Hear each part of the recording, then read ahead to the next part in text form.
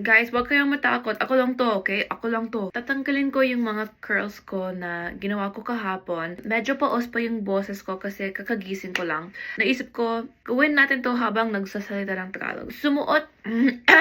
Nagsuot ako ng bonnet kasi sinabi nila, ewan ko kung sino sila. Meron kang ganito, yung curls hindi magiging, frizzy. Ang hirap matulog na nakasuot nito. Nagka-conscious ako na, ewan ko, matatanggal siya. Ay, nawala. Oh my gosh, wait guys. Nawala yung nandyan. Yung pangkulot na ginamit ko, mas malaki. So, first time ko gamitin to. Ako guys, natanggal na. Parang palpak siya. Wait lang. Parang hindi siya maganda.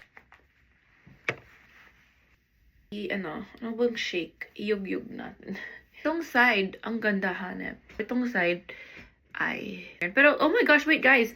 Parang gusto ko to. Yung isa kong ginamit na regular size. Ewan ko kung ano yun sa Tagalog. So, ito yung ginamit ko kagabi. Actually, medyo siya maganda. Ayan, oh. Pagising ko lang yung buhok ko. Nag-vavavoom.